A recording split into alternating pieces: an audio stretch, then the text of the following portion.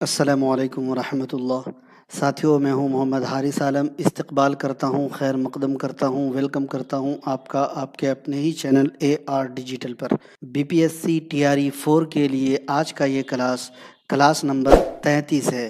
ساتھیوں، آج کے کلاس میں ہم اور آپ داستان نگاری کا آغاز و ارتقاء، مختلف داستان اور داستان نگار کا خلاصہ آپ کے سامنے آپ کی خدمت میں پیش کرنے والا ہوں۔ اگر آپ بھی BPSC TRE 4، اس کے علاوہ جھارکھنڈ TET، کرناٹکا TET، یا پھر ساتھیوں آپ HTET یعنی Haryana TET، UP TGT PGT اور بہار STET وغیرہ کی تیاری کر رہے ہیں، تو آج کا یہ کلاس آپ کے لیے بہت ہی امپورٹنٹ اور بہت ہی اہم ہونے والا ہے۔ مکمل کلاس کو ضرور دیکھیے گا۔ تمام ساتھیوں کو وعلیکم السلام ورحمۃ اللہ، اور تمام ساتھیوں سے ایک بار گزارش کروں گا، کنفرم کرائیے کہ ہماری آواز، ہمارا آڈیو ویڈیو کلیئر ہے، تاکہ آج کے کلاس کا آغاز کیا جا سکے، آج کے کلاس کو شروع کیا جا سکے۔ جی، بہت سارے ساتھی جڑ گئے ہیں، تمام ساتھیوں کا شکریہ۔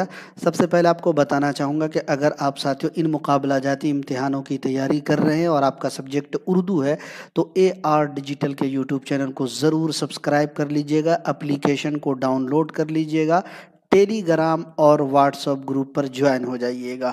یہ کلاس ہمارا 7 بجے ہو رہا ہے، تو آپ 7 بجے فری رہتے ہیں تو ضرور جوائن ہوئیے گا۔ پورا NCERT کا آپ کو پیور اور مکھد مواد ملنے والا ہے۔ ہم لوگوں نے رباعی، قطع، حمد، نعت، منقبت، شعر آشوب، واسوخت، ریختی، گیت، دوہا، بارہ ماسہ، ہائکو، ترائلے، ماہیہ، سانیٹ، تشتیر وغیرہ، مستزاد وغیرہ کو پڑھ لیا تھا۔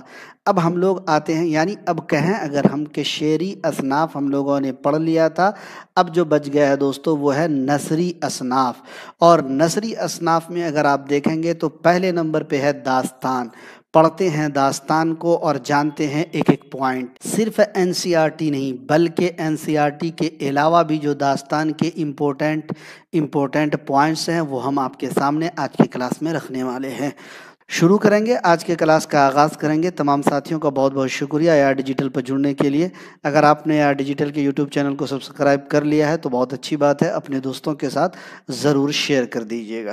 شروع کریں گے اردو میں داستان نگاری کا آغاز و ارتقاء۔ سب سے پہلے بات کرتے ہیں، داستان ایک نثری صنف ہے۔ داستان کیسی صنف ہے؟ داستان ایک نثری صنف ہے۔ داستان گوئی ایک فارسی لفظ ہے، یعنی داستان اور گوئی دو ورڈ کو ملا کر کے ایک ورڈ بنا داستان گوئی، یہ فارسی لفظ ہے۔ داستان کہتے ہیں کہانی کو، اور گو کا مطلب ہے کہنے والا یا سنانے والا۔ چنانچہ داستان گو کے معنی ایسا شخص جو داستان سنائے۔ داستان گوئی کا مطلب کیا ہوا کہ داستان گو مطلب ایسا شخص جو داستان سنائے، داستان کہے۔ سمجھ گئے دونوں کے معنی؟ اردو کی تمام نثری اصناف میں داستان کو کافی اہمیت حاصل ہے۔ ہمارے اردو ادب میں ناولوں سے پہلے داستانوں کا ہی رواج تھا۔ ناول سے پہلے، افسانے سے پہلے کس چیز کا رواج تھا؟ تو دوستو داستانوں کا رواج تھا۔ درباروں میں داستان گو ملازم رکھے جاتے تھے، یعنی ایسا نوکر رکھا جاتا تھا جو دربار میں درباری لوگوں کو، یا جو دربار میں جو گاؤں کے لوگ، محلے کے لوگ جو درباری حاضر ہوتے تھے، اس کو کیا کرے؟ داستان سنانے کے لیے باقاعدہ مجلسوں میں داستانیں سنایا کرتے تھے۔ کون؟ داستان گو ملازم۔ ان داستانوں کا مقصد سامعین کو، یعنی سننے والے کو کچھ دیر کے لیے، کچھ وقت کے لیے فرحت و مسرت ہے نا، یعنی ہنسی خوشی کا سامان مہیا کرنا ہوتا تھا۔ آج کے زمانے میں آپ کہہ سکتے ہیں جو کامیڈی ہوتا ہے کپل شرما کا، آپ لوگ دیکھتے ہیں ہنسی خوشی کے لیے۔ اگلا پوائنٹ اگر آپ دیکھیں گے، یہ داستانیں قصہ در قصہ ہوا کرتی تھی، اور داستان گو انہیں قسط وار مہینوں تک سنایا کرتے تھے۔ سوچئے، جو داستان گو ملازم ہوا کرتا تھا وہ کیا کرتا تھا؟ ایک داستان کو قسط وار سناتا تھا، مہینوں۔ ان میں زیادہ تر خیالی قصے ہوتے تھے، اور کہہ سکتے ہیں بناوٹی۔ ما فوق الفطرت عناصر، یعنی جنوں، دیووں اور پریوں کے محیر العقول کارنامے بڑے حیرت انگیز اسلوب میں بیان کیے جاتے تھے۔ جن کا مطلب آپ سمجھتے ہیں نا، بھوت پریت جن، देवी देवता आप समझते हैं, परी वगैरह को आप जानते होंगे। मुहय्यरुल उकूल कारनामे का मतलब क्या हुआ? अकल को हैरान कर देने वाला। मुहय्यरुल उकूल मतलब अकल को हैरान करने वाले जो कारनामे हैं, उस कारनामे को दास्तान गो मुलाजिम अपनी दास्तानों में किस्तवार महीनों तक सुनाया करते थे। बज़ाहिर इन किस्सों का हकीकी ज़िंदगी से दूर दूर तक भी वास्ता नहीं होता था, ताहम इनमें अपने ज़माने की मुआशरत की अक्कासी भी होती थी। क्या होती थी? मुआशरत की अक्कासी भी होती थी। अब देखिए मेन पॉइंट, उर्दू में दास्तान निगारी का जो आगाज़ है किस सदी में हुआ? तो 17वीं सदी में हुआ। तवील कहानी और पेचीदा सिन्फ को दास्तान कहा जाता है। मैं बार बार नहीं रिपीट करूँगा, थोड़ा आप लोग ध्यान दीजिएगा, बातें कमेंट में मत कीजिएगा। बहुत सारी आप लोगों की गुफ्तगू मैं देख रहा हूँ, ध्यान दीजिए पढ़ने पर। और एक चीज़ बताता हूँ कि अगर आपके नाम से कोई दूसरा कमेंट कर रहा है तो आपको ये भी ध्यान रखना है कि आप तैयारी कर रहे हैं, लेकिन जो आपके लिए कमेंट कर रहा है आपके नाम से, क्या वो तैयारी कर भी रहा है कि नहीं कर रहा है? क्या उनको एग्ज़ाम देना भी है कि नहीं देना है? तो ध्यान रखिएगा, कहीं ऐसा ना हो कि आपको कोई और बहका रहा हो। तो उर्दू में दास्तान निगारी का जो आगाज़ है 17वीं सदी में हुआ। तवील कहानी और पेचीदा सिन्फ, तवील का मतलब तो लंबा, लेकिन पेचीदा का मतलब होता है मुश्किल, है ना, सिन्फ को दास्तान कहा जाता है। दास्तान में मा फौकुल फितरत अनासिर पाए जाते हैं। और सबसे वीवीआईपी पॉइंट ये हो सकता है क्योंकि ये कई बार दीगर एग्जामों में पूछे गए हैं। दास्तान की खूबी क्या है? मा फौकुल फितरत अनासिर। गज़ल की खूबी क्या है? इजाज़ो इख्तिसार। कसीदा की खूबी हमने आपको बताया था, बुलंद आहंगी पुरशिको अल्फाज। इसी तरह नावल की खूबी क्या है? शऊर की रो की तकनीक का इस्तेमाल नावल में होता है। इस तरीके से दोस्तों आप लोगों को ध्यान रखना है कि दास्तान में मा फौकुल फितरत अनासिर पाए जाते हैं। अक्सर दास्तानों का जो माखज़ है, माखज़ मतलब हुआ जहाँ से लिया गया, है ना, जहाँ से उस चीज़ को लिया गया, अखज़ किया गया। तो अक्सर दास्तानों का जो माखज़ है अरबी ज़बान, फ़ारसी और संस्कृत ज़बान के किस्से हैं। यानी बाज़ दास्तानें तबाज़ात भी हैं। तबाज़ात का मतलब हुआ खुद से बनाया हुआ, क्रिएट किया हुआ। उमूमन पूरी दास्तान का इन्हिसार एक शहज़ादे और एक शहज़ादी के इश्को मुआशके पर होता है। यानी जो दास्तान होता है ना जी, उस वो जो मुनहसिर होता है एक शहज़ादे पर और एक शहज़ादी के इश्को मुआशके पर। शहज़ादा को या शहज़ादी को कोई परी, जिन, भूत प्रेत ये उठा कर लेके चला जाता है ना। बादशाह के महल में शहज़ादा या शहज़ादी सोई रहती है ना। शहज़ादा या शहज़ादी को जो है कोई उठाकर देव या जिन या फिर परी उठाकर लेकर चला जाता है ना। इसमें ज़िमनी किस्से फिर शुरू कर दिए जाते हैं। तो ये याद रखना है कि उमूमन पूरी दास्तान का जो इन्हिसार है वो शहज़ादे और एक शहज़ादी के इश्क पर, मुआशके पर होता है। दास्तान के जो अज्जाए तरकीबी हैं, एक नंबर पे है तेवालत, प्लाट, किरदार निगारी, मा फौकुल फितरत अनासिर, मंजर निगारी और उसके बाद उसलूब। तो ये 6 दास्तान के अज्जाए तरकीबी हैं। आगे बढ़ते हैं। अदब की दीगर असनाफ की तरह दास्तानें भी सबसे पहले कहाँ वजूद में आई? तो अदब की दीगर असनाफ की तरह दास्तानें भी सबसे पहले दक्कन में वजूद में आई। जुनूबी हिंद में लिखी गई मुल्ला वजही की सबेरस, इसकी हिजरी की अगर बात करें दोस्तों तो 1045 हिजरी और ईस्वी की बात की जाए तो 1635 ईस्वी को ये शाये हुई और इसको उर्दू की अव्वलीन नसरी दास्तान तस्लीम किया गया है। क्योंकि DSSB में या किसी और पेपर में मैं देख रहा था कि ये पूछा गया था कि सबेरस जो है दोस्तों जी, मुल्ला वजही की सबेरस कब शाये हुई, और वहाँ ईस्वी का कोई तज़किरा नहीं बल्कि हिजरी का तज़किरा था। तो इसलिए ध्यान रखिएगा, अगर मान लीजिए ईस्वी की बजाय आपको ऑप्शन में हिजरी दे दे सबेरस दे करके, तो आप याद रखिएगा 1045 हिजरी में मुल्ला वजही की सबेरस जो उर्दू की अव्वलीन नसरी दास्तान है ये शाये हुई थी। शुमाली हिंदुस्तान में लिखी गई उर्दू की पहली दास्तान ईसवी खान की किस्सा महर अफरोज़ो दिलबर जो 1770 है। شمالی ہندوستان کی پہلی تبازات داستان رجب علی بیگ سرور کی فسانہ عجائب ہے۔ شمالی ہندوستان کی دیکھیں، کبھی کبھی یہ بھی پوچھا جاتا ہے کہ پہلی تبازات داستان، تو یہ فسانہ عجائب ہی ہے جو کیا ہے دوستو، تبازات داستان ہے، یاد رکھیے گا۔ تحسین کی نو طرز مرصع 1775 ایک عمدہ داستان ہے، لیکن اس کی جو عبارت ہے، اس کی جو تحریر ہے، اس کی جو لکھاوٹ ہے، یہ مسجع اور مقفع ہونے کی وجہ سے خاصی مشکل ہے۔ یعنی اس میں جو الفاظ استعمال کیے گئے ہیں، اس کی جو عبارت ہے وہ بہت مشکل ہے۔ انشاءاللہ خاں انشاء کی رانی کے تقی کی کہانی اور رجب علی بیگ سرور کی داستان فسانہ عجائب بھی عمدہ کارنامے ہیں۔ فورٹ ولیم کالج کے قیام کے بعد اردو میں بہت ساری داستانیں لکھی گئیں۔ اس ادارے کا سب سے اہم کارنامہ میر امن کی باغ و بہار ہے۔ کیا ہے؟ میر امن کی باغ و بہار ہے۔ اصل میں یہ تحسین کی نو طرز مرصع کی مشکل زبان کا سلیس اور آسان زبان میں ترجمہ ہے، جو زبان کی خوبی کی وجہ سے ترجمہ ہونے کے بجائے تبعزاد قصہ معلوم ہوتا ہے۔ سمجھ گئے ہیں؟ یعنی عطا تحسین نے نو طرز مرصع جو لکھا دوستو، اس کی زبان مشکل ہے، عام فہم نہیں ہے، مرصع ہے، مسجع ہے، مقفع ہے جی، تو اسی کو دوستو میر امن نے آسان اور سلیس زبان میں ترجمہ کیا، اور انہوں نے ایسا ترجمہ کیا، زبان کی خوبی اس کے اندر ایسی انہوں نے عام فہم زبان استعمال کی کہ یہ تبعزاد قصہ معلوم ہوتا ہے، اور اتنا عرصہ، اتنا زمانہ گزر جانے کے باوجود اس کی مقبولیت میں کوئی بھی فرق نہیں آیا۔ میر شیر علی افسوس کی آرائش محفل، حیدر بخش حیدری کی طوطا کہانی بھی فورٹ ولیم کالج کی ہی دین ہے۔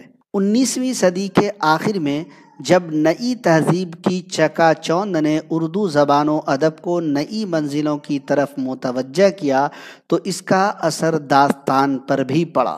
اس کا اثر کیا ہوا؟ داستان پر بھی پڑا۔ نئی تہذیبی تقاضوں نے انسان کو خیالوں کی دنیا سے نکال کر حقیقی زمین پر چلنے پر مجبور کیا، جس سے اردو ادب کی یہ صنف زوال کا شکار ہو گئی۔ تاہم یہ کہنا بیجا نہ ہوگا کہ کہانی کی دنیا میں آج ہمیں جتنی پیش رفت نظر آتی ہے، وہ ہرگز ممکن نہ ہوتی اگر داستان کا بے پناہ سرمایہ ہمیں ورثے میں نہ ملا ہوتا، ہمیں وراثت میں نہ ملا ہوتا۔ اب دیکھیے کچھ داستانیں ہیں، داستانوں کے بارے میں بتاتے ہیں۔ دکنی داستان سبیرس 1635، اوپر بھی بتایا ہوں، یہ ملا وجہی کی ہے۔ طوطی نامہ یا طوطا کہانی 1729، اس کا مترجم نامعلوم ہے۔ انوار سہیلی 1824، مترجم منشی محمد ابراہیم بیجاپوری۔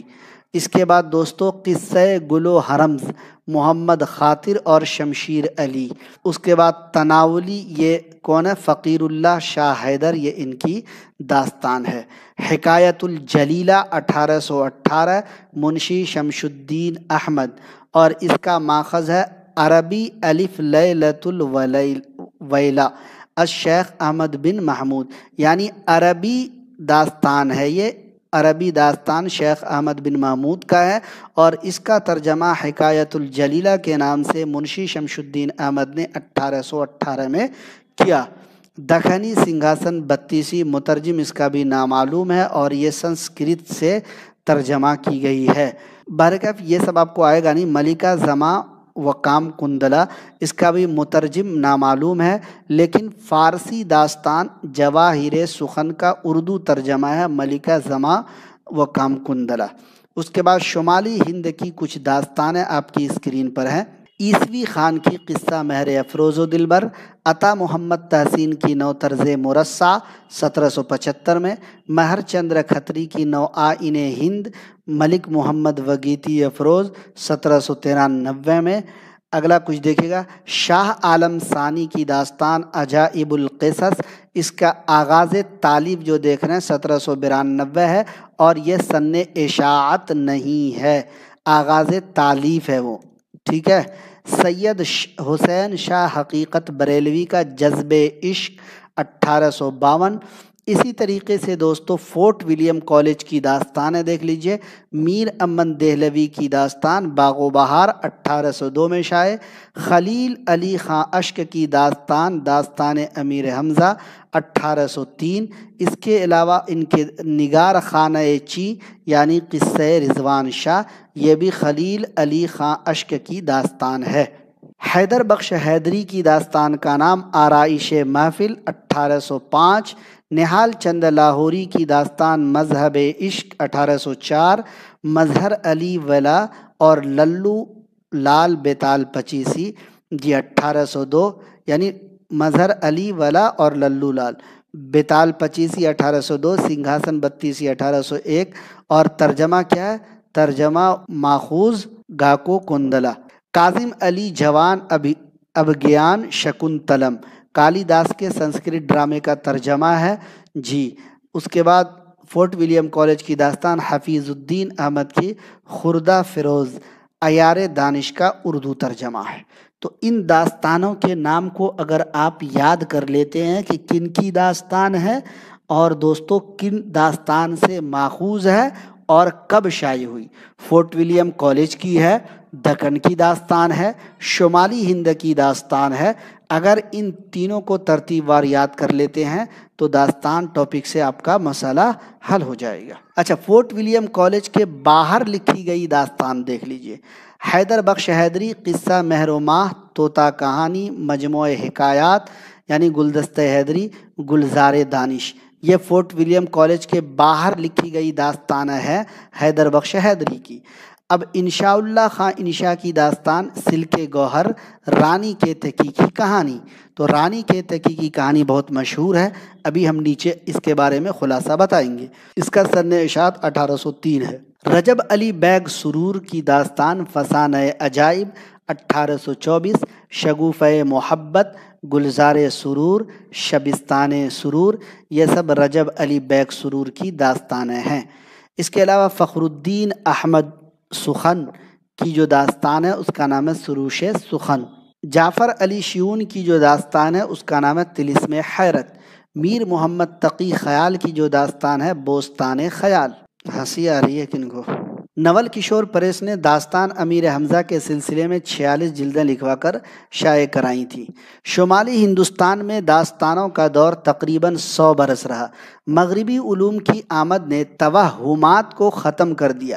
توہمات کیا ہوتا؟ دیکھیں، وہم میں ڈالنا ہے نا، بات کو مبہم رکھنا، پوشیدہ رکھنا ہے نا، بات کو ڈھک کر یا چھپا کر کہنا، ڈھکی چھپی بات کہنا، توہمات کو ختم کر دیا ہے نا۔ اور رفتہ رفتہ داستانوں کا جو رواج ہے وہ ختم ہو گیا، کیونکہ داستان میں جو قصے بیان کیے جاتے تھے شروع میں آپ نے پڑھا کہ وہ اصل قصہ اصل کہانی نہیں ہوتا تھا، ٹھیک ہے، بلکہ بنی بنائی کہانی ہوتی تھی۔ تو آئیے سب سے پہلے اردو کے جو سب سے پہلے داستان نگار ہیں انہی کے بارے میں پڑھتے ہیں، اور جو اہم داستان نگار ہیں ان کے بارے میں کچھ آپ کو بتانے کی کوشش کرتے ہیں، تاکہ ہمارا جو ٹاپک ہے داستان نگاری کا آغاز و ارتقاء اور داستان نگار کا خلاصہ وہ مکمل ہو سکے۔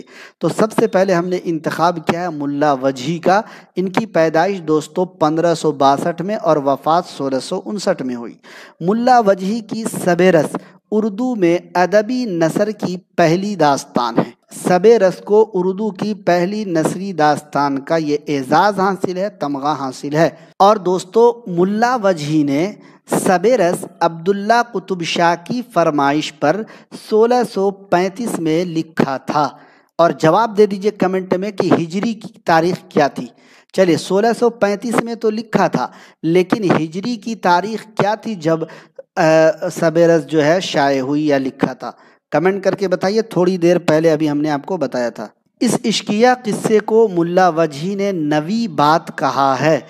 یہ یعنی سب رس جو ہے محمد یحییٰ فتاحی نیشاپوری کی فارسی مثنوی دستور عشاق کے نثری خلاصے قصہ حسن و دل سے ماخوذ ہے۔ سب رس ایک تمثیلی داستان ہے، پوائنٹ ٹو بی نوٹیڈ، اور سب رس کے جو کردار ہیں انسانی جسم کے اعضاء ہیں، جو سبیرس ملا وجہی کی داستان ہے۔ عبداللہ قطب شاہ کی فرمائش پر 1635 میں ملا وجہی نے اس کو لکھا ہے۔ اس کے جو کردار ہیں دوستو، سب کے سب انسانی جسم کے اعضاء ہیں، اور ہجری کی تاریخ 1045 اوپر میں نے بتایا تھا، آپ لوگوں نے کمنٹ میں کچھ لوگوں نے دیا ہے، کچھ لوگوں نے نہیں دیا ہے۔ تو دوستو یاد رکھیے گا، اس کے جو کردار ہیں انسانی جسم کے اعضاء ہیں۔ کبھی کبھی پوچھ لیا جاتا ہے کہ درج ذیل میں کس داستان کے کردار انسانی جسم کے اعضاء ہیں؟ تو سبیرس۔ سبیرس میں عقل جو ہے یہ سیستان کا بادشاہ ہے نا، عقل سیستان کا بادشاہ ہے۔ اس کے لڑکے کا نام دل ہے، یعنی عقل کے لڑکے کا نام دل ہے، اور دل جو ہے دوستو تن کے ملک پر حکمرانی کرتا ہے، بادشاہت کرتا ہے۔ تاریخی اعتبار سے سبیرس جو ملا وجہی کی عبداللہ قطب شاہ کی فرمائش پر 1637 میں لکھا، اس کی اہمیت کی دو وجہ ہے۔ سبیرس کی اہمیت دو وجہ سے ہے، یا اس کی اہمیت جو ہے دو وجہ سے ہے۔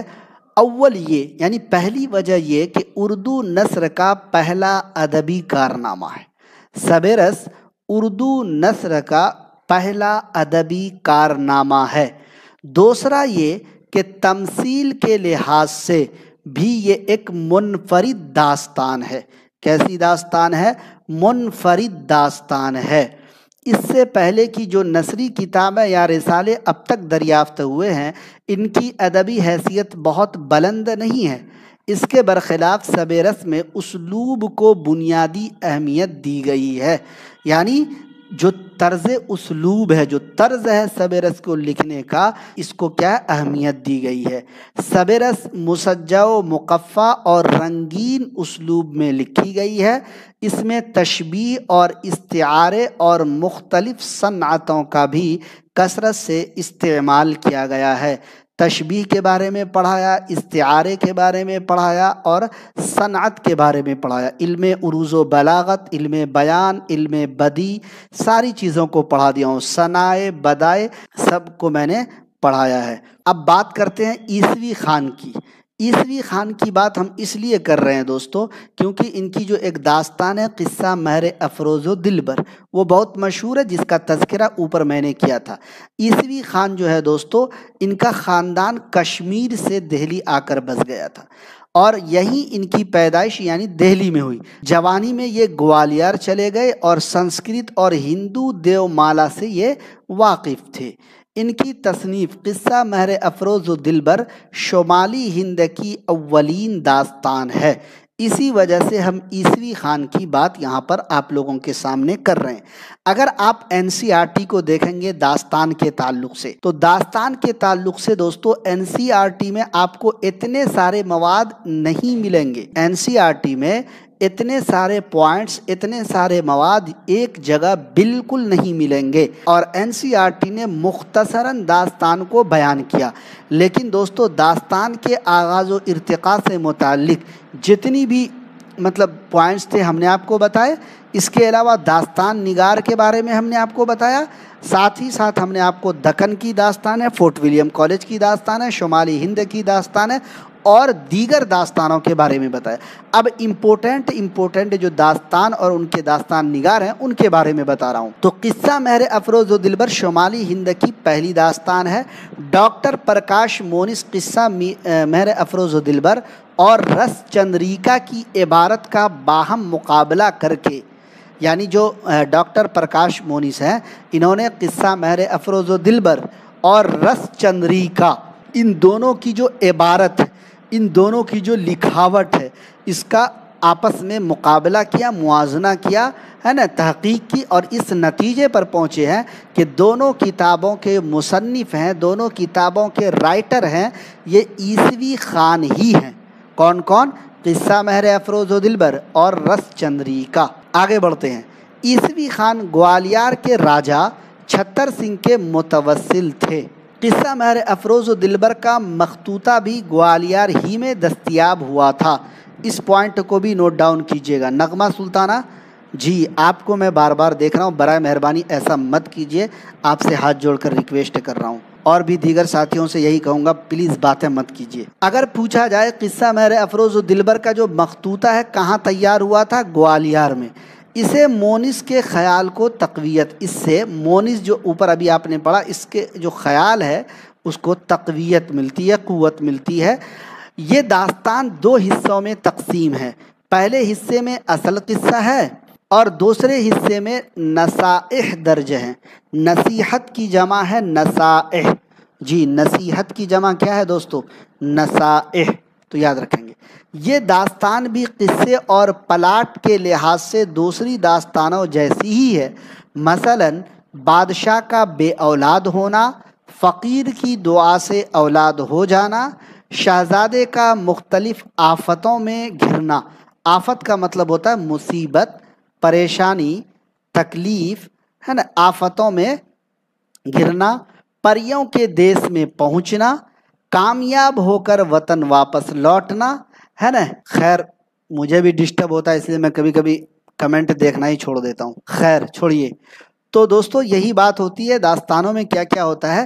بادشاہ کا عام طور پر بے اولاد ہونا، فقیر کی دعا سے کیا اولاد ہو جانا، بچہ ہو جانا، بیٹا ہو جانا، اس کے بعد جو ہے پری اور شہزادے کی اس میں عشق و عاشقی کی باتیں ہونا، اور شہزادہ یا شہزادی کو پری کا اٹھا لے جانا یا جن کا یا دیو کا اٹھا لے جانا، ہے نا، وغیرہ وغیرہ، بھیس بدل لینا، ہے نا، کسی جانوروں کی شکل میں یا پرندہ اور پکشیوں کی شکل میں ایک جگہ سے دوسری جگہ جانا، پھر بعد میں کامیاب ہو جانا، یہی سب داستان میں بیان کیا جاتا ہے۔ اگرچہ اس داستان کے اہم کردار مہر افروز اور دلبر ہیں، لیکن کہانی میں کہانی کی تکنیک کی وجہ سے کرداروں میں اور جزوی واقعات میں اضافہ ہوتا جاتا ہے۔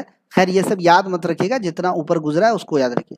مہر افروز و دلبر کی زبان میں علاقائی اثرات نمایاں ہیں۔ کچھ اہم پوائنٹ نشاندہی کرتا ہوں۔ کیا کرنا ہے دوستو؟ قصہ مہر افروز و دلبر جو ہے شمالی ہند کی اولین داستان ہے اور عیسوی خان کی داستان ہے، ٹھیک ہے۔ اور مہر افروز و دلبر اور رس چندریکا جو ہے دوستو یہ دونوں کتاب کے مصنف عیسوی خان ہے، اور یاد رکھنا ہے کہ راجہ چھتر سنگھ کے عیسوی خان متوسل تھے۔ اس کے بعد قصہ مہر افروز و دلبر کا جو مخطوطہ ہے یہ کہاں دستیاب ہوا تھا؟ تو گوالیار میں دستیاب ہوا تھا، اس بات کو بھی یاد رکھنا ہے۔ کیا آپ بھی کرنا چاہ رہے ہیں BPSC qualified, UGC NET, STET، DGT، PGT یا پھر اردو میں کسی بھی مقابلہ جاتی امتحان کی معیاری تیاری؟ تو آج ہی انتخاب کریں اپنے پسندیدہ YouTube چینل AR ڈیجیٹل کا، جہاں ملیں گے عمدہ نوٹس اور نصاب کے مطابق مواد، ہر مواد کے معروضی سوالات، اور ملیں گے آپ کو ماسٹر نوٹس بالکل نصاب کے مطابق۔ ان سب کو حاصل کرنے کے لیے آج ہی جوائن کریں ہمارا ٹیلی گرام چینل اور واٹس ایپ گروپ، اس کا لنک ملے گا آپ کو ڈسکرپشن میں۔ خواہش سے نہیں گرتے پھول جھولی میں، خواہش سے نہیں گرتے پھول جھولی میں، وقت کی شاخ کو اے دوست ہلانا ہوگا، کچھ نہیں ہوگا اندھیروں کو برا کہنے سے، اپنے حصے کا دیا خود ہی جلانا ہوگا۔ آگے بڑھتے ہیں، اب بات کرتے ہیں تحسین کی۔ ان کا نام میر حسین عطا خاں تھا اور تحسین ان کا کہہ سکتے ہیں تخلص تھا۔ اٹاوا میں پیدا ہوئے۔ ان کے والد محمد باقر شوق فارسی کے صاحب دیوان شاعر تھے۔ اورنگزیب کے زمانے میں وہ 6000 منصب پر فائز تھے۔ انقلابات زمانہ کے تحت تحسین شمالی ہند کو خیر باد کہہ کر بنگال چلے گئے اور ایسٹ انڈیا کمپنی کے ملازمین میں شامل ہو گئے۔ ان کے مربی تھے اور ان کا نام تھا جنرل اسمتھ۔ یہ کہانی بہت مشہور ہے اس لیے میں نے مختصراً ایڈ کر دیا ہے۔ تو ان کے جو مربی تھے، مشفق تھے، کہہ سکتے ہیں استاد تھے جنرل اسمتھ، ان کی فارسی دانی سے بہت متاثر تھے۔ یعنی جنرل اسمتھ جو ہے دوستو عطا تحسین کی فارسی دانی، مطلب دانی کا مطلب ہوتا جاننا، یعنی فارسی کے جو علم تھا عطا تحسین کو، فارسی کا جو علم تھا عطا تحسین کو، اس فارسی جاننے کی وجہ سے، فارسی کے علم ہونے کی وجہ سے ان کا جو مطلب جنرل اسمتھ تھے یہ بہت متاثر ہوئے۔ جب اسمتھ کے ساتھ کشتی میں سوار ہو کر کلکتہ جا رہے تھے تو راستے میں ہی نو طرز مرصع لکھنے کا خیال ان کے دل میں پیدا ہوا۔ کن کے دل میں؟ عطا تحسین کے دل میں پیدا ہوا۔ انہوں نے نو طرز مرصع کا جو ابتدائی حصہ ہے، شروعاتی حصہ ہے، 1768 یا پھر 69 میں لکھ لیا تھا۔ دھیان دیجیے گا، बहुत इंपॉर्टेंट पॉइंट है और ये एनसीईआरटी में नहीं मिलेगा। तो अब आप देख लीजिएगा, एनसीईआरटी में दोस्तों बहुत सारे पॉइंट को मिला करके आप लोगों के लिए तैयार किया गया है।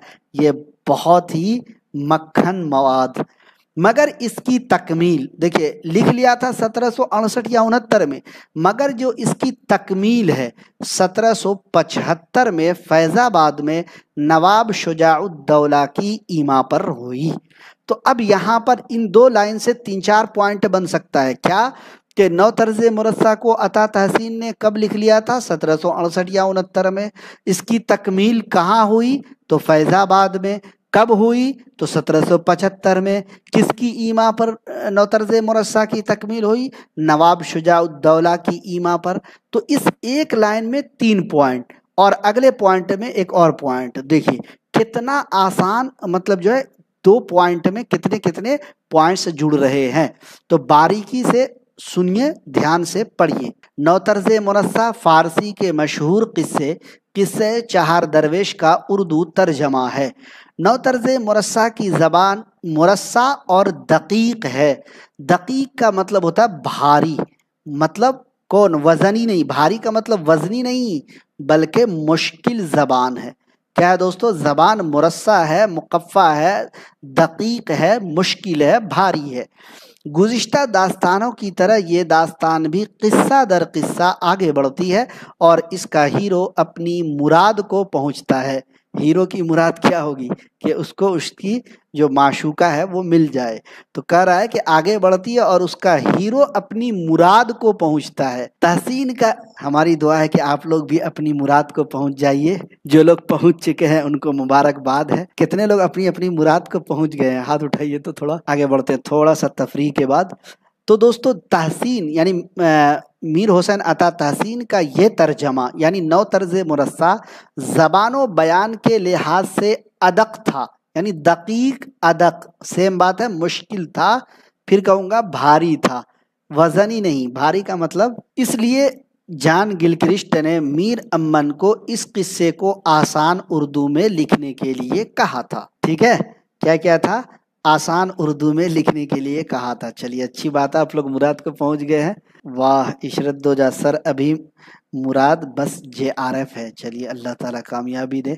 आगे बढ़ते हैं। शाह आलम सानी जी, इनकी भी एक दास्तान है, आइए पढ़ते हैं। शाह आलम सानी के बारे में कहा जाता है कि 1727 या 28 को पैदा हुए और 1806 को इनकी वफात। शाह आलम सानी का असल नाम मिर्ज़ा अब्दुल्ला और तखल्लुस आफ्ताब था। दिल्ली में पैदा हुए थे। गुलाम कादिर रोहेला ने इनकी दोनों आंखें निकाल ली थी। It's very sad, so sad. किसने निकाली थी? तो दोस्तों गुलाम कादिर रोहेला ने इनकी दोनों आंखें निकाल ली थी। शाह आलम सानी शेर व अदब से गहरी दिलचस्पी रखते थे।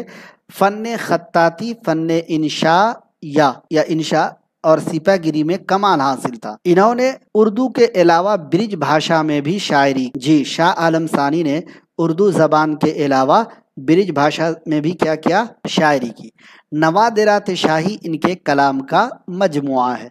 दास्तान अदब में भी इन्हें अजाइबुल क़िसस की वजह से शोहरत मिली। शाह आलम सानी को दास्तान अदब में कौन सी दास्तान लिखने की वजह से शोहरत मिली? अजाइबुल क़िसस। ये उनकी मशहूर दास्तान है। नाबीना होने की वजह से इन्होंने इसे अपने मुंशियों से इमला कराया था। अब देख लीजिएगा, शाह आलम सानी की जी, आप कह सकते हैं दोस्तों कि जालिम बादशाह गुलाम कादिर रोहेला ने इनकी दोनों आंखें निकाल ली थी, जिसकी वजह से शाह आलम सानी ने अपने दास्तान अजाइबुल क़िसस का जो इमला है, नाबीना होने की वजह से अपने मुंशियों से इसका इमला कराया। इमला कराने का मतलब होता है कि लिखवाया। इमला कराने का मतलब क्या हुआ? लिखवाया, यानी वो बोलते गए और उनका जो मुंशी था वो लिखता चला गया। तो ध्यान रखिएगा, अगर पूछ ले दोस्तों कि किसने अपनी दास्तान का इमला अपने मुंशियों से कराया, तो दोस्तों शाह आलम सानी। या पूछ लिया जाए कि दर्ज झेल में किस दास्तान का इमला जो है दास्तान निगार ने अपने मुंशियों से कराया, तो फिर अजाइबुल क़िसस का नाम जहन में रहना चाहिए। ये सब पॉइंट बज़ाहिर लगता है कि नहीं, अरे ऐसे वैसे है, लेकिन جب کوئی ممتحن ہوتا ہے ان کی جو سوچ ہے، ان کی جو مطلب تھنکنگ ہے وہ بہت باریکی ہوتی ہے. کبھی کبھی دیکھیے ابھی B P S C T R E 1 ہو چکا ہے، 2 ہو چکا ہے، 3 ہو چکا ہے، اور جو بی پی ایس سی کے ایگزامینر ہیں، جو ممتحن ہیں، جو کوشچن پوچھنے والے یا کوشچن لینے والے ہیں، تو وہ کس طرح کا سوال بنائیں گے. ارے اس طریقے کا پیٹرن تو یوز ہو چکا ہے، اگلا پیٹرن کیا ہونا چاہیے، اس کے بعد کا پیٹرن کیا ہونا چاہیے. اور ایک چیز آپ کو بتاتا ہوں کہ بی پی ایس سی کا جو ایگزام اب اس لیے بھی ٹف ہو گیا ہے. اب کیا ہوتا ہے ایک چیز آپ کو بتا دیتا ہوں، تھوڑا سا میں نیچے کروں کہ اوپر کروں، چلو نیچے کرتا ہوں. اب بی پی ایس سی کیا کرتا ہے دوستو کہ بی پی ایس سی جو ہے اب 1 2 3 ممتحن کو کوشچن پیپر بنانے کے لیے نہیں دیتا ہے. اس کی وجہ کیا ہے کہ جب ایک ممتحن اگر کوشچن پیپر بنائیں گے، صرف ایک ممتحن اگر کوشچن پیپر بنائیں گے تو کیا ہوتا ہے کہ لیک ہونے کا خطرہ رہتا ہے. تو جو ممتحن کوشچن پیپر بنایا، کیا پتا کہ ان کا بیٹا، کیا پتا ان کی بیٹی، کیا پتا ان کی بہو، کیا پتا ان کا کوئی رشتہ دار بی پی ایس سی کے ایگزام میں ہے. تو کیا ہوتا ہے کہ یہ کوشچن لیک ہونے کا چانس رہتا ہے. اب ایک ممتحن یہاں ہے، انہوں نے کوشچن پیپر بنایا، دوسرے کسی اور کالج کے پروفیسر کو دے دیا گیا کہ بھائی آپ بی پی ایس سی کا کوشچن بنا کے دیجئے، تو دوسرے لوگوں نے بھی بنایا. پھر تیسری جگہ کسی اور پروفیسر کو، کسی اور کالج کے پروفیسر کو دیا جاتا ہے کہ آپ کیا کیجئے، بی پی ایس سی کا کوشچن پیپر بنائیے. تو ہم 3 کیا مثال دے رہے ہیں، 3 کی مثال دے رہے ہیں، ایگزامپل دے رہے ہیں، لیکن مجھے لگتا ہے کہ اور بھی زیادہ لوگ ہوں گے. تو اب بی پی ایس سی کے پاس جب اردو کا یا کسی بھی سبجیکٹ کا 3 لوگوں کی طرف سے کوشچن پیپر آ گیا بورڈ کے پاس، تو اب بی پی ایس سی کون سے کوشچن پیپر کو اپلائی کرے گا ایگزام کے لیے، یہ کہنا مشکل ہے. یہ کہنا کیا ہے، مشکل ہے. اب دیکھیے 3 لوگوں نے بنایا، الگ الگ ممتحن ہیں، الگ الگ ذہن ہے، الگ الگ مطلب نیچرلی ان کی سوچ، ان کی تھنکنگ ہے. تو اب اس کے ٹف ہونے کا، اب سب کے بنانے کا انداز، سب کے بنانے کا جو پیٹرن ہے ایٹومیٹک چینج ہو جائے گا. یہ الگ بات ہے کہ پچھلے پیٹرن سے تھوڑا بہت ملے گا، لیکن آپ یہ نہ کہہ سکتے ہیں کہ 100% ملے گا. اسی لیے دوستو میں آپ کو ڈرا نہیں رہا ہوں، بس اتنا سمجھانے کی کوشش کر رہا ہوں کہ اگر 3 لوگ بناتے ہیں، تینوں کا ذہن الگ ہے، تینوں کی تھنکنگ الگ ہے، تو اب سوچ سکتے ہیں کہ ممتحن کس کس طریقے کے سوال بنا سکتا ہے، کچھ نہیں کہا جا سکتا ہے. بہرکیف یہ ایک معروضی بات تھی جو میں نے بیچ میں بتایا. خیر، عجائب القصص میں کہاں کے بادشاہ، خطا و ختن کے بادشاہ مظفر شاہ کے بے اولاد ہونے کا قصہ بیان کیا گیا. تو یاد رکھیے گا دوستو، شاہ عالم ثانی کا جو کی داستان عجائب القصص ہے، جس کو انہوں نے اپنے منشی سے املا کرایا تھا، اس میں خطا و ختن کے بادشاہ مظفر شاہ کے بے اولاد ہونے کا قصہ بیان کیا. اس قصے میں کوئی رنگا رنگی اور ندرت نہیں ہے، البتہ اس میں آداب سلطنت اور نظام حکومت کی باریکیاں ضرور سمجھائی گئی ہیں، جن کا خود بادشاہ کے یہاں فقدان تھا.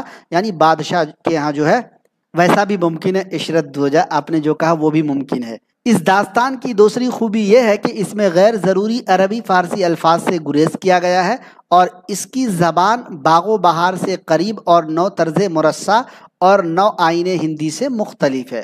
بہرکیف بڑھتے ہیں آگے، میر امن کے بارے میں بات کرتے ہیں. ان کو کون نہیں جانتا. میر امن کی پیدائش 1750 میں اور وفات 1873 میں. ان کی پیدائش دہلی میں ہوئی تھی. ان کے بزرگ مغل دربار میں صاحب منصب و جاگیر تھے. جی، 18ویں صدی کے نصف آخر میں، یعنی آدھے مطلب جو ہے آدھے آخری میں، یعنی مان لیجئے کہ جنوری سے لے کر کے چھٹا مہینہ کون ہوتا ہے، فروری، مارچ، اپریل، مئی، جون، جولائی کا مہینہ چھٹا ہوتا ہے. تو جولائی کے بعد اگست سے لے کر کے دسمبر تک، تو نصف آخر کیا ہوگا، آخری کے 6 مہینے. جب دہلی سلطنت کی بنیادیں ہلنے لگی 18ویں صدی کے نصف آخر یعنی سیکنڈ آخر، جب دہلی سلطنت کی بنیادیں ہلنے لگی، ان کی جاگیر ضبط ہو گئی، تو وہ دہلی چھوڑ کر پہلے عظیم آباد یعنی پٹنہ، پھر کلکتہ پہنچے. منشی میر بہادر علی حسینی کے توسط سے گلگرشت تک ان کی رسائی ہوئی. کبھی کبھی پوچھا جاتا ہے کہ میر امن جو ہے یہ کن کے توسط سے فورٹ ولیم کالج تک پہنچے یا جان گلگرشت تک پہنچے، دونوں میں سے کوئی پوائنٹ پوچھ لیا جائے گا آپ کو.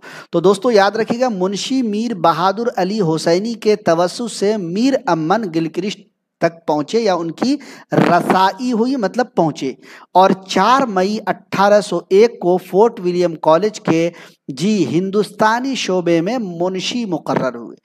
یہ بھی کیا مقرر ہوئے؟ منشی۔ کس شعبے میں؟ ہندوستانی شعبے میں۔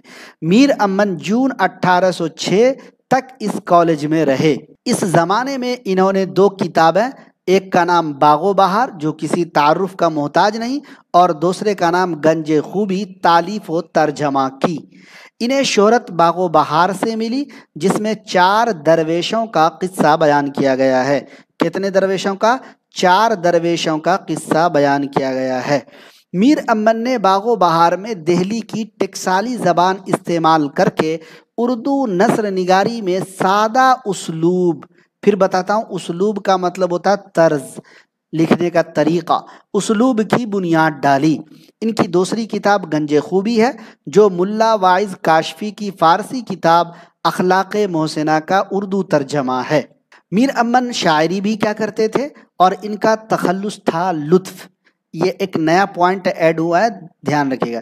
احمد صاحب کہہ رہے ہیں کہ کم سے کم 10 سیٹ بنتے ہیں جس میں سے کوئی سیٹ یا سارے سیٹ سے ایک پیپر بناتے ہوں گے، ایسا بھی ممکن ہے، اسی لیے تو اتنے مشکل سوال رہتے ہیں۔ خیر، تو میر امن شاعری بھی کیا کرتے تھے اور تخلص تھا لطف۔ فورٹ ولیم کالج میں ہندوستانی زبانوں کے شعبے کے صدر ڈاکٹر جان گلکرسٹ کو انگریز افسروں کو اردو سکھانے کے لیے آسان زبان میں اردو میں لکھی ہوئی کتابیں درکار تھی، تو انہوں نے میر امن سے فارسی کا جو مشہور قصہ 4 درویش ہے، اسی کا آسان اردو میں ترجمہ کرنے کو کہا، ٹرانسلیشن کرنے کو کہا۔ میر امن نے یہ کام 1801 میں شروع کیا اور 1802 میں باغ و بہار کے نام سے مکمل کیا۔ اور یہ بھی سوال پوچھا جاتا ہے، باغ و بہار کب شروع ہوا لکھنا؟ 1801 میں، اور مکمل کب ہوا؟ 1802 میں۔ اس کتاب میں روزمرہ کی زبان استعمال کی گئی ہے جو عوام میں رائج تھی۔ رائج کا مطلب جو عوام میں کیا تھی؟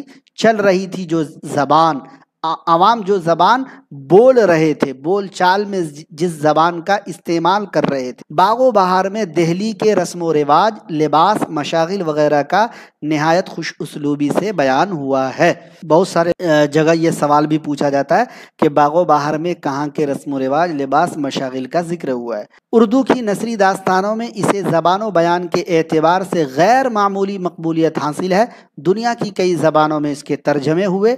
گارساں دتاسی اس کتاب کا بڑا شیدائی تھا اور اس نے اپنے کئی خطبات میں، خطبات کا مطلب وہی تقریر نہیں، خطبات ان کی تصنیفات ہیں، اس میں بات ہو رہی ہے، باغ و بہار کی خوبیوں کا ذکر کیا ہے۔ اب بات کرتے ہیں اگلے داستان نگار انشاء اللہ خان انشا کی۔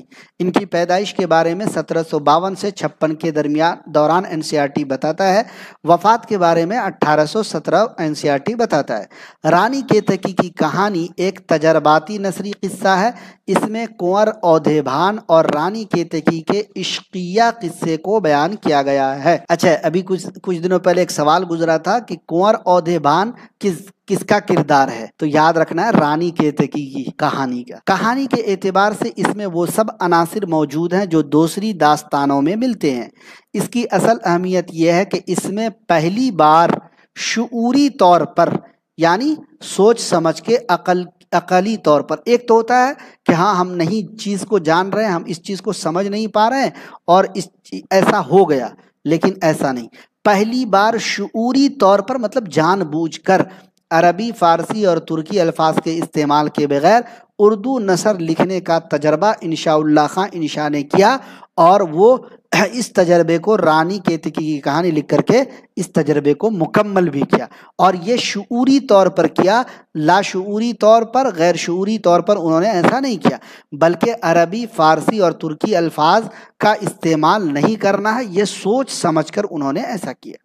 چنانچہ رانی کیتکی کی عبارت میں 100% الفاظ، 100% الفاظ خالص ہندوستانی ہیں، جس سے اس کا اسلوب بالکل اچھوتا ہو گیا، ہے، مطلب ایک دم نیا ہو گیا، لیکن اس میں وہ دلکشی پیدا نہیں ہو سکی۔ دلکشی کا مطلب ہوتا ہے دل کو کھینچنا، دل کو موہ لینا، اپنی طرف مائل کر لینا، ہے نا۔ کوئی چیز آپ پڑھ رہے ہیں، پڑھتے جا رہے اور آپ کو لگ رہا ہے کہ ارے اگلا پیج کب آئے گا، اس کے بعد کیا ہے نا۔ جب آپ لوگ سیریل دیکھتے ہوں گے جو سسپینس برقرار رہتا ہے نا، وہ سسپینس اور اس میں وہ ٹویسٹ نہیں آ پایا ہے، لیکن اس میں وہ دلکشی پیدا نہیں ہو سکی۔ کس میں؟ رانی کیتکی کی کہانی میں، کیونکہ اس میں عربی، فارسی اور ترکی الفاظ کا استعمال نہیں کیا گیا۔ اردو نثر جو لکھا ہے تو ظاہر سی بات ہے اردو الفاظ کا استعمال کیا گیا، اسی وجہ سے اس میں دلکشی پیدا نہیں ہو سکی، جو روزمرہ اور محاوروں کے استعمال سے پیدا ہوتی ہے۔ خیر یہ بات تھی، آگے بڑھتے ہیں۔ سید حیدر بخش حیدری، حیدری کے بارے میں کہا جاتا ہے کہ 1768 یا 69 میں پیدا ہوئے، 1813 یا 14 میں حیدری کا انتقال ہوا۔ ان کا اصل نام تھا سید حیدر بخش اور تخلص تھا حیدری جی۔ اور یہ کہاں پیدا ہوئے تھے؟ دہلی میں پیدا ہوئے تھے، لیکن ان کے والد معاشی پریشانیوں یعنی روزی روٹی کے سبب دہلی چھوڑ کر بنارس چلے گئے، وہاں سے کلکتہ پہنچے اور فورٹ ولیم کالج سے وابستہ ہو گئے۔ ان کا شمار کالج کے اہم نثر نگاروں میں ہوتا ہے۔ سید حیدر بخش حیدری اس کالج کے مصنفوں میں سب سے زیادہ کتابوں کے مصنف اور مترجم ہیں۔ ان کی مطبوعہ اور غیر مطبوعہ تالیفات کی تعداد تقریباً 13 ہے۔ انہوں نے فارسی قصہ حاتم طائی کا ترجمہ آرائش محفل کے نام سے کیا، جو میر امن کی باغ و بہار کے بعد سب سے زیادہ مقبول کتاب ہے۔ 2-3 پوائنٹ جو میں نے جلدی سے گزار دیا ہے، یاد رکھیے گا۔ سید حیدر بخش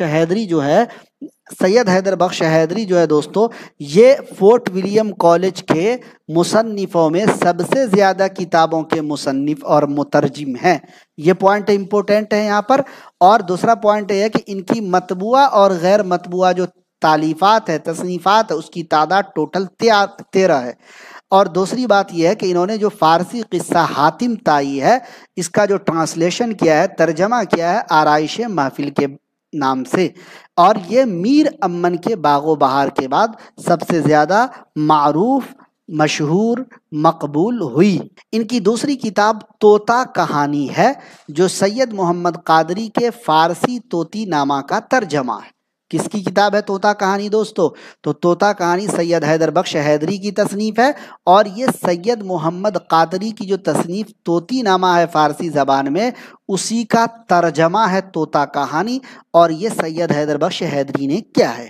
ان کے علاوہ قصہ مہر و ماہ، قصہ لیلا مجنوں، گلدستہ حیدری، گلشن ہند، گلزار دانش، ہفتے پیکر وغیرہ جی اہم تصنیفات سید حیدر بخش حیدری کی تصنیفات ہیں۔ آخری عمر میں انہوں نے ملازمت یعنی نوکری چھوڑ دی اور بنارس چلے گئے، اور وہیں ان کا انتقال پرملال ہوا۔ یوں تو سید حیدر بخش حیدری نے متعدد کتابیں لکھی، ان میں سے اکثر نایاب ہیں۔ نایاب کا مطلب جی جو نہیں مل رہی ہے، نہیں پائی جا رہی ہے، مارکیٹ میں اویلیبل نہیں ہے جی، مطلب جو ہے کوئی بھی لائبریری میں وہ نہیں مل رہی۔ البتہ طوطا کہانی اور آرائش محفل اب بھی دستیاب ہیں۔ جو آرائش محفل ہے دوستو، یہ اور دوستو طوطا کہانی، یہ دونوں کیا ہے؟ اب بھی مل رہی ہے، دستیاب ہے۔ آرائش محفل حاتم طائی کے 7 سفروں کی داستان ہے۔ سفر کا مطلب ٹریول، جو 7 بار جو سفر ہے کیا تھا حاتم طائی نے، یہ آرائش محفل جو ہے اسی کی داستان ہے۔ اس پوائنٹ کو نوٹ کر سکتے ہیں آپ۔ حیدری نے اسے جان گلکرسٹ کی فرمائش پر 1802 میں فارسی سے ترجمہ کیا تھا۔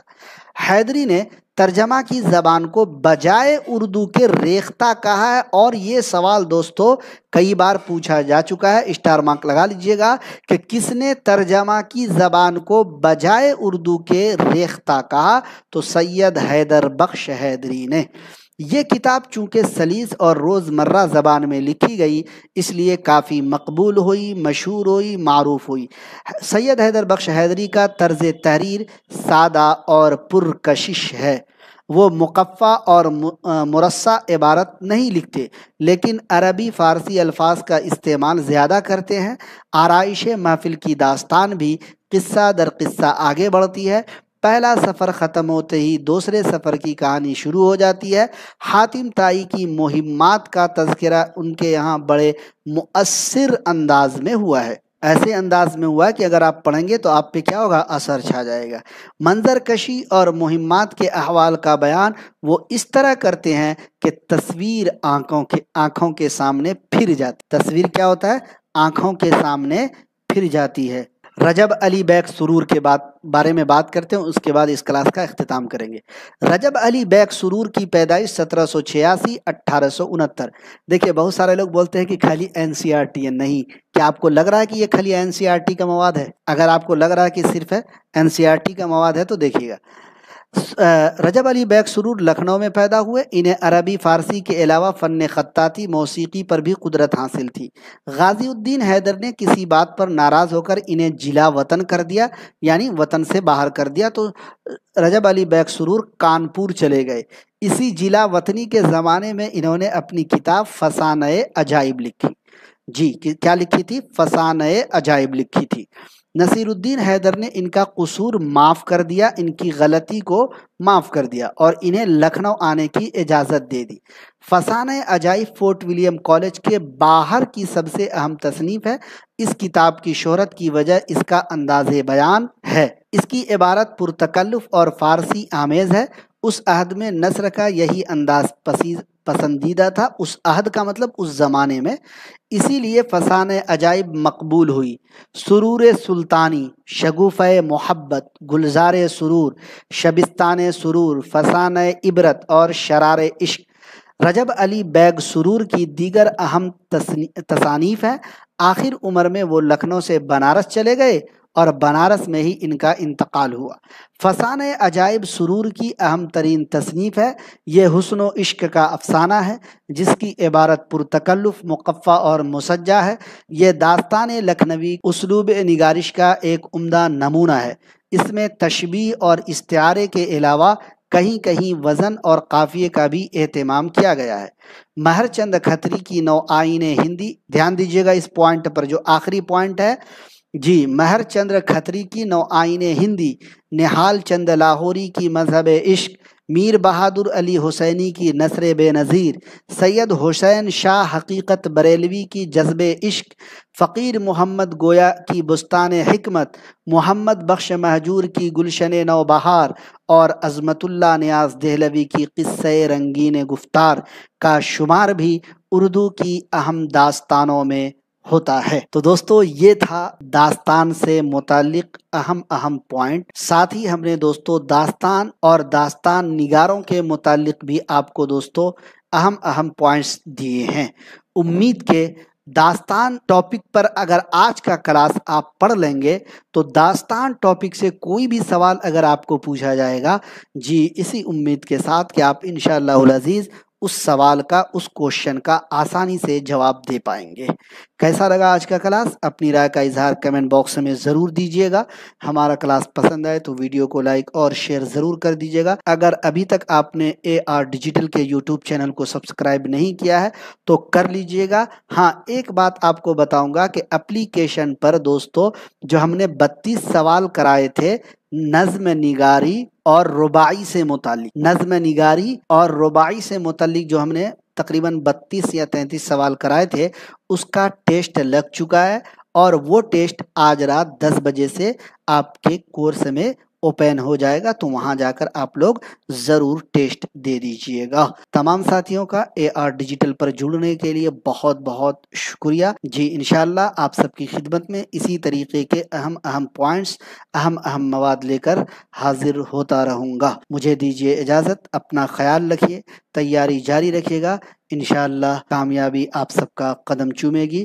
شرط یہ ہے کہ پڑھیے، محنت کیجیے، جو بھی PDF دیے جا رہے ہیں، جو بھی کلاسز کرائے جا رہے ہیں، اس کو ایک بار تنہائی میں بیٹھ کر کے، اکیلے میں بیٹھ کر کے ایک بار اس کا ریویژن کیجیے، ایک بار ریوائز ضرور کیجیے۔ نہیں کہ ایک بار دیکھ لیا پھر چھوڑ دیے، نہیں، اس کو پڑھیے، ایک بار دیکھیے، PDF کا زیروکس نکال لیجیے، اپلیکیشن سے آپ PDF کا زیروکس نکال سکتے ہیں، ڈاؤن لوڈ کیجیے، اس کو واٹس ایپ پہ شیئر کیجیے، ٹیلی گرام پہ شیئر کیجیے، زیروکس نکالیے، اور کوشش یہ کیجیے کہ جہاں پہ 60 پیسے میں زیروکس ہوتا ہو تاکہ آپ کا کم روپیہ لگے اور آسانی سے آپ زیروکس نکال پائیں۔